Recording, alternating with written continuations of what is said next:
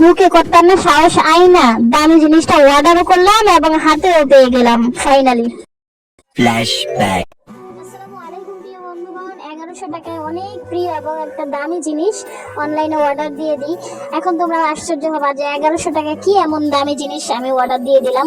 চলো তোমাদের নিয়ে পার্সেলটা ওপেন করি, তাহলেই তোমরা জানতে পারবা যে কি এমন মহামূল্যবান জিনিস আজকে আমি অর্ডার দিয়েছি। তো অপেক্ষা করো, এই তো আমি পার্সেলটি খোলা শুরু করছি। আসলে এই যে দামি জিনিসটা অর্ডার দিয়েছি তার সাথে কোনো কিছুর তুলনা কখনোই হয় না। আপনার ঘরে যতই দামি ফার্নিচার থাকুক, আমার জানা মতে এর থেকে দামি আপনার ঘরে কখনোই আপনি কোনো দামি ফার্নিচার ঢুকাতে পারবেন না। তারপর একটা ব্যাগ দিয়ে যে পার্সেলের প্রথমে ওপেন করতে করতে হৃদয় ফিলিস্তিন লেখাটা দেখে অন্তরটা শান্তি হয়ে যায়।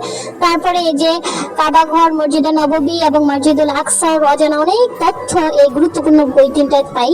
তারপরে এই যে কাবা ঘর এবং আল আকসার, আসলে আমি অর্ডার দিই এই যে তিনটা পবিত্রময় স্থানের দেওয়ালে কি।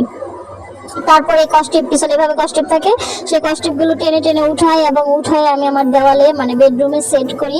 আর আমি এমন জায়গায় সেট করি যে আমি রাতে যখন ঘুমাবো সকালে উঠে যারা চোখ খুলেই আমি আমার প্রিয় তিনটা স্থান আমার চোখের সামনে দেখতে পাই। ইনশাল্লাহ এখন অ্যাবিলিটি হয় নাই যে এই স্থানগুলোতে ভিজিট করতে পারবো। আল্লাহ যদি কখনো সামর্থ্য দেয় অবশ্যই যাব। আর আমার মনে হয় যে প্রত্যেকটা মুসলমান নরনারীর মনেই ইচ্ছা যে তারা এই পবিত্র স্থানগুলো সচক্ষে দেখবে এবং ইবাদতে শামিল হবে। তো ফাইনালি এই যে দেওয়ালে সেট করি, যখনই আমি আমার বেডরুমে এটা সেট করি কি বলবো, ঘরটা পুরোটা স্নিগ্ধতায় ভরে যায়। আর আমার তো বারবার খালি দেখতে মন চায়।